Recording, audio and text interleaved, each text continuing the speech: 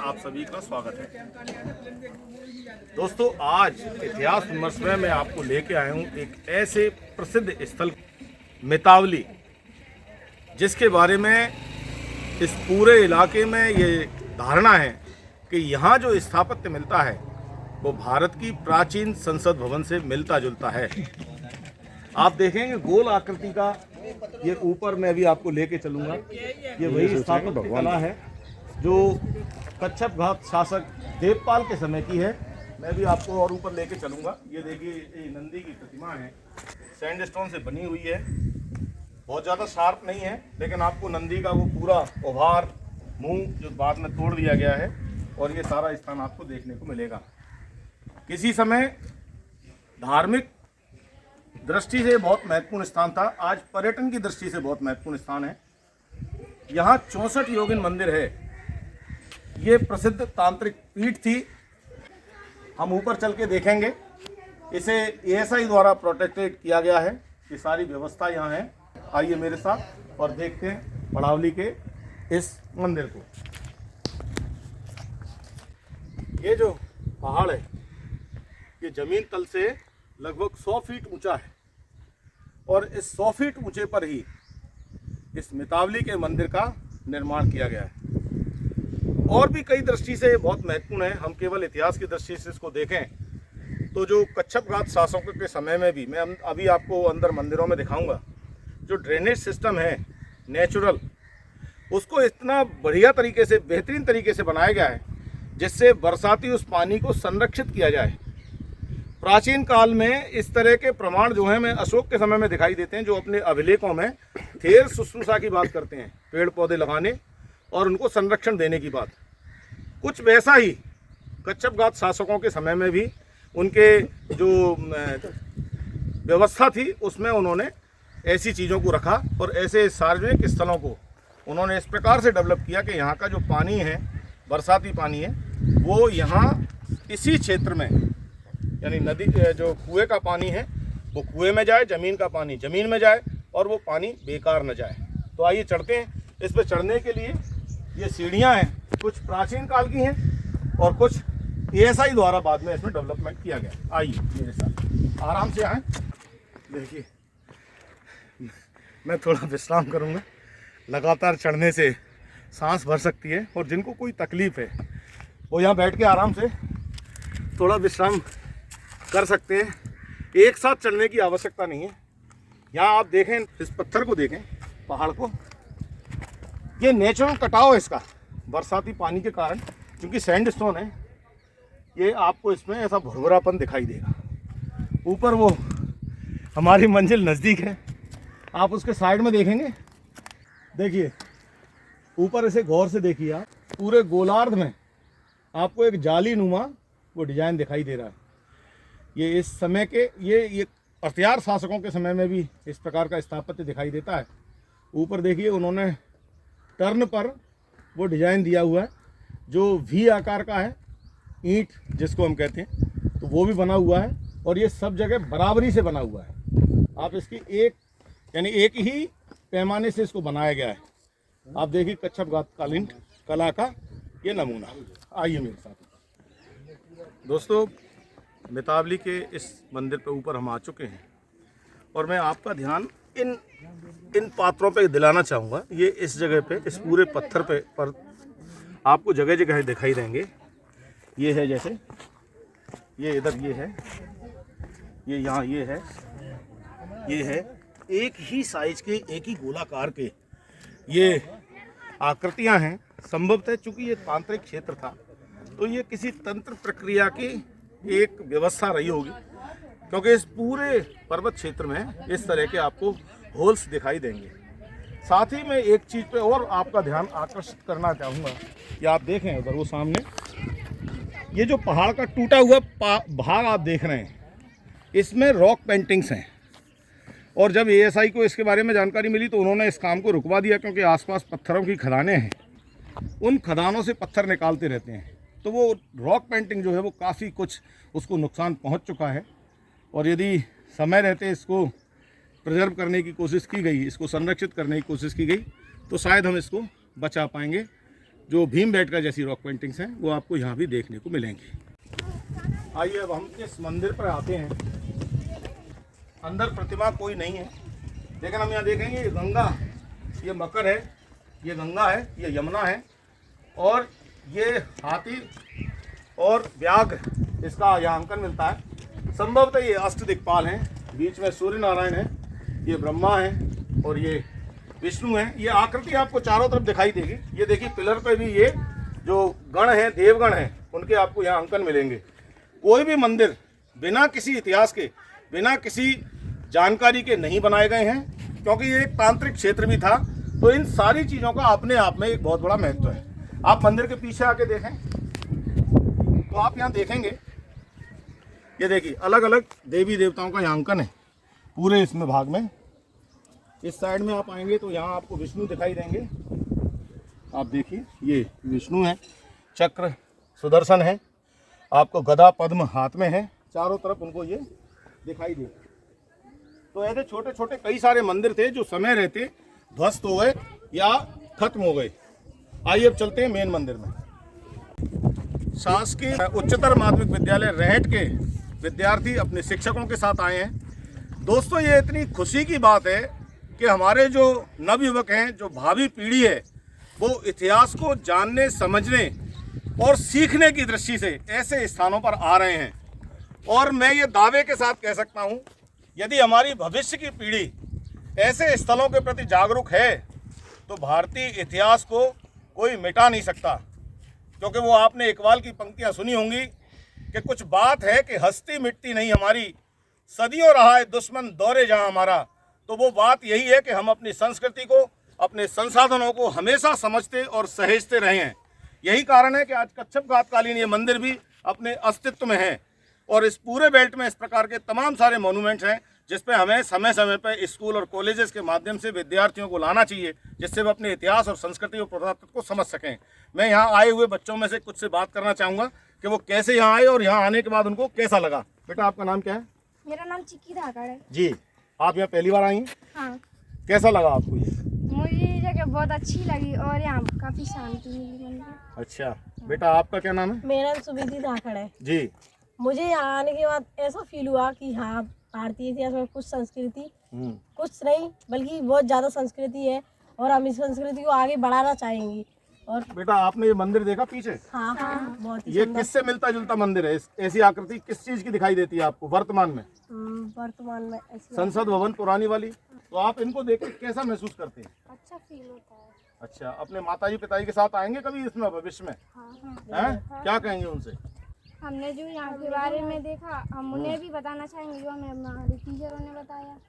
ये हमारी यहाँ आने की प्लान किसका था? किसने प्लान बनाया यहाँ आने? ये हमारे टीचरों ने पहले घूम के गई थी ना, उन्होंने बताया। वो उन्होंने अभी कहाँ घूम के आ रहे हैं आप लोग? हम अभी हम फिर कहीं ये शनिचर मंदिर जी, बटेसर, बड़ावली, हाँ ककनमठ वगैरह भी जाएंगे? उधर नहीं, ये बगल में ही है वो भी सब। पता नहीं अभी देखने। और जो महाभारत कालीन कुंतलपुर आपने नाम सुना हो, कुंती को जानते हैं? पांडवों की माँ, वो यहीं की थी, कुंतलपुर की। जो कर्ण का जन्म हुआ था वो भी यहीं हुआ था। तो नजदीक है, वो 27 किलोमीटर दूर है यहाँ से। इस बार नहीं तो अगली बार आप स्कूल का प्लान जरूर बनाएं। बहुत बढ़िया। आपकी परीक्षाएं हो गई? नहीं अभी होंगी। बहुत बधाई आपको, शुभकामनाएं परीक्षाओं के लिए। बेटी पढ़ाओ बेटी बचाओ, बेटियों की, भारत की बेटियों की जय। ये देखिए यहाँ एक सूचना बोर्ड लगाया गया है ASI द्वारा। इस मितावली के मंदिर को एकोत्तरसो महादेव मंदिर के नाम से भी जाना जाता है। ये ऊंची पहाड़ी पर निर्मित मंदिर है और स्थानीय लोग एकोत्तर महादेव के नाम से इस मंदिर को जानते हैं। भारतवर्ष में जो प्रसिद्ध 64 योगिन मंदिर हैं उनमें से एक यह मंदिर भी है। चारों ओर इसके वृत्ताकार में देव प्रकोष्ठ हैं। किसी समय इसमें योगिनी प्रतिमा हुआ करती थी, वर्तमान में अब उसमें शिवलिंग स्थापित कर दिए गए हैं। अभी हम मंदिर में अंदर जाकर देखेंगे। मंदिर का जो प्रवेश द्वार है वो पूर्व में है। इसके चारों ओर निर्मित प्रकोष्ठ, जिनके सामने स्तंभों पर आधारित बरामदा है, बहुत छोटे छोटे हैं। इन प्रकोष्ठों में से कुछ में शिवलिंग वर्तमान में विद्यमान है मध्य में एक ऊंची गोल जगती पर मुख्य मंदिर है, जिसके गर्भगृह में वर्तमान में शिवलिंग स्थापित है। अभिलेखी साक्ष्य के आधार पर इस मंदिर का निर्माण कच्छप घाट शासक देवपाल द्वारा 1323 ईस्वी में कराया गया था। मंदिर की जो पहाड़ी है वहाँ तलेटी में भारी भरकम आभूषण युक्त आदम कद कुषाणकालीन पाषाण प्रतिमाएं भी प्राप्त हुई हैं, जो वर्तमान में पुरातत्व संग्रहालय जो गुजरी महल संग्रहालय वहाँ संरक्षित की गई हैं। तो ये एक सूचना आम पब्लिक के लिए, आम पर्यटकों के लिए यहाँ छोड़ी गई है। आइए चलते हैं मंदिर के अंदर। देखिए अब हम इस मंदिर के अंदर प्रवेश करेंगे। इस प्रवेश द्वार पर आप देखेंगे नीचे दोनों साइड गणेश जी की प्रतिमा है, ये यहाँ देखेंगे आप, और ये यहाँ देखेंगे आप। बगल में शिव पार्वती की प्रतिमा चारों ओर हैं, ये देखिए आप। देखिए साथियों, अब हम मंदिर में अंदर प्रवेश कर गए और मुख्य मंदिर में पहुंचे हैं। उससे पहले मैं आपको, जिसके नाम से इनको 64 योगिन मंदिर कहते हैं, ये छोटी छोटी देव कुलिकाएं हैं। इस पूरे गोल प्रासार में आपको ऐसी 64 देव कुलिकाएं को दिखाई देंगी। वर्तमान में हमें यहाँ शिवलिंग दिखाई दे रहा है। किसी समय यहाँ देवी की प्रतिमाएं हुआ करती थी, क्योंकि 64 योगिन मंदिर है, लेकिन बाद में इसमें शिवलिंग स्थापित कर दिया गया। आज भी यहाँ पूजा अर्चना होती है। ये आपको हवन कुंडी दिखाई देगी और इस प्रकार के ऐसे 64 देव कुलिकाएं हैं। कुछ में हमें शिवलिंग मिलेंगे, कुछ खाली है। ये जैसे हम बगल में देखें, अभी ये खाली है, लेकिन अगर हम इधर आके देखेंगे तो आपको यहाँ फिर एक शिवलिंग मिलेगा, जो एक प्रतीक के रूप में यहाँ स्थापित है। लोग आज भी यहाँ पूजा करते हैं। कुछ खाली है, कुछ बनी हुई है। शिवलिंग की आकृतियां भी बदलती गई हैं। आप देखेंगे कुछ एकदम से स्टैंड में है, और यहाँ आप देखेंगे तो थोड़ा ये गोलाकार नीचे से लेके पिंड के ऊपर शिवलिंग को बनाया गया। तो इस प्रकार से आपको ये इस पूरे परिसर में आप आए, ये देखें, ये देखिए आप, पूरी ऐसी छोटी छोटी देव कुलिकाएं आपको चारों तरफ ऐसी गोल, इस पूरे गोल शेप में दिखाई देंगे। ये पिलर्स भी हैं, कुछ अधूरे बने हुए हैं जिसमें शार्पनेस नहीं, लेकिन हम यहाँ देखेंगे तो यहाँ बिल्कुल शार्प है। तो इसको छेनी हथौड़े से काट के उस समय प्राचीन काल में बनाया गया, 13वीं शताब्दी के आसपास का ये पूरा स्ट्रक्चर है।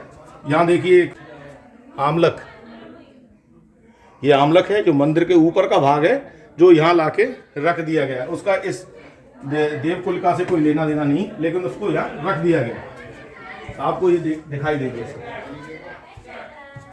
ये देखिए आप, इनमें अधिकांश में आपको शिवलिंग दिखाई देंगे, कुछ खाली है। और यहाँ संभल के चलें, इसकी हाइट बहुत ऊंची नहीं है, लेकिन ये पूरा सैंड स्टोन है, जो आसपास की खदान से ही निकाला हुआ पत्थर है। बाहर से किसी प्रकार का पत्थर नहीं, यही है, लेकिन इसको बनाया पूरे खूबसूरती से है, जिससे ये जो फलक बनाए गए हैं, इसके स्तंभ बनाए गए हैं, ये इसका भार उठा सकें। तो इस प्रकार से इसको तैयार किया गया पूरा, आप देखिए। और जो पिलर्स हैं, एक निश्चित दूरी पे दोनों साइड पिलर्स दिए गए। और पुरानी जो हमारी संसद भवन है, उसको भी इसी से ही कहीं ना कहीं लेके और तैयार किया गया। अब वर्तमान में तो संसद भवन नया बन चुका है। प्राचीन संसद भवन हमारा इसी प्रकार का है। साथियों, ये देखिए आप, यहाँ ये निशान देख रहे हैं, इस तरह के जो मार्क्स हैं, ये आपको यहाँ सब पूरे मंदिर में दिखाई देंगे। ये देखिए थोड़े थोड़े, ये सब, इनके पीछे ये उद्देश्य है कि ये सारे के सारे जो पत्थर हैं, इनका निर्माण यहाँ से बाहर हुआ। एक साइज के एक जगह पे कौन सा पत्थर कहाँ लगाना है, ये उसके लिए निशान लगाए गए थे, जिससे मंदिर के निर्माण में किसी प्रकार की समस्या नहीं आए। और सभी पत्थरों को एक निश्चित निशान दिया गया है, जिससे उनको वहाँ जाके फिट किया जा सके। इसमें नीचे आप जालियाँ देखेंगे, ये इस प्रकार की जालियों का निशान है। हमने भी थोड़ी देर पहले बाहर भी देखा था, इस मंदिर के चारों तरफ है। पिलर्स पे भी इसको बनाने की कोशिश की है। तो ये अलग अलग तैयार करके यहाँ आके जोड़ा गया है। इसमें जॉइंट लगे हुए हैं, आप देखेंगे, थोड़ा मसाला भी दिखाई देगा इसमें। बाद में कुछ ASI द्वारा भी इसको संरक्षित किया गया है। तो इस प्रकार के निशान यहाँ आपको देखने को मिलेंगे, जिससे इस मंदिर को तैयार किया गया। साथ ही में यहाँ आपको जो भी मैंने चर्चा की थी, ड्रेनेज सिस्टम के बारे में बताना चाहूँगा। ये आप देखेंगे, ये मूल मंदिर है। यहाँ से चारों तरफ इस तरह की आपको नालियाँ मिलेंगी, जहाँ से बरसाती पानी नीचे आता था। इस छजरी के माध्यम से, और नीचे आके आप इधर देखेंगे इस साइड में भी जो 64 ये देव कुलिका हैं उनके ऊपर भी ये जो छत है आपको इस प्रकार की दैनिक चित्र दिखेगा। इधर से पानी नीचे आता था और यहाँ से पानी होते हुए और यहाँ आप देखेंगे लास्ट में इसको पूरी तरह से संरक्षित कर लिया जाए। यहाँ से पूरा का पूरा पानी जो बरसात का है वो नीचे चला जाया करता था। ये दोनों साइड इस तरह का है, ये पूरी ढाल यहाँ दी गई है। इन छतों का जो पानी है इसके माध्यम से नीचे जाता था और संरक्षित होता था, जिससे जमीन का पानी जमीन में रहे और पानी की कमी न हो। तो ये दूरगामी सोच हमारे प्राचीन जो विरासत है उसमें ही है। वर्तमान में हम इसको भूलते जा रहे हैं, इसीलिए हमारे कुएं, बावड़ी और तालाब सूखते जा रहे हैं। हमें इस तरह की चीज़ों को अपने इतिहास और विरासत से सीखने की बहुत ज़रूरत है। देखिए ये मुख्य इसमें मंदिर है, शिवलिंग है। ये पूरा एक छोटा बीच का मुख्य मंदिर यही है और इसके बाहर भी ये प्रदक्षिणा पथ है पूरा का पूरा, क्योंकि गोल है। प्रायः शिवलिंगों में हम देखते हैं पीछे की साइड में हम यहाँ देखेंगे एक नाली दिया जाती है जो शिवलिंग होते हैं, क्योंकि उसमें जो पानी होता है वो बाहर जाता है, लेकिन इसमें नहीं है। इसका मतलब यहाँ पहले देवी प्रतिमा हुआ करती थी, बाद में ही इसमें शिवलिंग को स्थापना की गई। क्योंकि अगर शिवलिंग मूल मंदिर अगर शिवजी का होता है तो यहाँ हमें जो उसकी जलहरी का पानी है वो निकलते मिलता। हमने नरेसर में देखा है जो जलहरी का पानी है जो शिवलिंग से आता है वो नीचे जाके पूरे नहर में जाके मिल जाता है, लेकिन यहाँ ऐसा नहीं है। वर्तमान में हमें यहाँ शिवलिंग जरूर मिलते हैं, लेकिन मूल रूप से ये 64 योगिन मंदिर है। ये इस बात को सिद्ध करता है क्योंकि यहाँ जलहरी का कोई निशान नहीं है। और यहाँ पूरा एक प्रदक्षिणा मार्ग है। शिवलिंग की परिक्रमा पूरी नहीं की जाती, आधी परिक्रमा की जाती है, क्योंकि ये पूरी गोल परिक्रमा है, इसलिए देवी की परिक्रमा हम पूरी कर सकते हैं। तो ये पूरा का पूरा एक गोल प्रदक्षिणा मार्ग है, इसको हम यहाँ देखेंगे। आइए। तो साथियों, आज इतिहास विमर्श में हमने 64 योगिन मंदिर के बारे में जानकारी ली। ये 64 योगिन मंदिर अपने समय में काफ़ी ख्याति नाम रहा। वर्तमान में पुरातत्व विभाग और पर्यटन विभाग की ओर से यहाँ काफ़ी काम किए जा रहे हैं, जिससे आम पर्यटकों को यहाँ तक लाया जा सके। ये एक समय प्रसिद्ध तांत्रिक पीठ रही है। आज भी बहुत सारे स्कूल के बच्चे इस 64 योगिन मंदिर को देखने आए। यदि आज के नए युवा और स्कूल के बच्चे, कॉलेज के बच्चे ऐसे ऐतिहासिक और पुरातत्व महत्व के इतिहास के जो स्थल हैं इनको देखने के लिए आते रहेंगे तो हम अपने इतिहास और संस्कृति को बचाए रख सकेंगे। मुझे लगता है आज के लिए इतिहास विमर्श में इतना काफ़ी है। अगले वीडियो में हम एक नई जानकारी के साथ आपके साथ फिर आएंगे। ये वीडियो आपको पसंद आए तो कमेंट्स करके आप ज़रूर बताएं कि आप इस 64 योगिन मंदिर पर मितावली में कभी आए हैं। नरेसर, बटेसर, पड़ावली, मितावली, ककनमठ आप कभी गए हैं? अगर गए हैं तो आपका अनुभव कैसा रहा है? आप जब भी कभी यहाँ आएँ तो अपने वाहन से आएंगे तो यात्रा आपकी सुगम होने वाली है। समय से आना, समय से जाना और खाने पीने का सामान अपने साथ लेकर आने से आपको किसी प्रकार की कोई परेशानी नहीं होगी। इस वीडियो को आप अपने मित्रों के साथ शेयर कर सकते हैं, ट्विटर पर, इंस्टाग्राम पर, फेसबुक पेज पर, व्हाट्सएप पेज पर आप इसको शेयर करें, जिससे ज़्यादा से ज़्यादा लोगों को अपने स्थानीय पर्यटन स्थलों के महत्व के बारे में जानकारी मिल सके। यदि इतिहास विमर्श से आप अभी तक नहीं जुड़े हैं तो आप इससे जुड़ सकते हैं। आप इसे सब्सक्राइब करें, बेल आइकन पर जाएं और ऑल के ऑप्शन को दबाएं, जिससे इस चैनल के माध्यम से जो सूचनाएं मैं लाता हूं वो आपको सबसे पहले मिलें। समय समय पे जो सूचनाएं इतिहास विमर्श के माध्यम से आती हैं वे सबसे पहले आपको मिलें। ये वीडियो पसंद आए तो आप इसे लाइक अवश्य करें। आपने ये वीडियो पूरा देखा, इसके लिए आपको बहुत बहुत धन्यवाद। जय हिंद।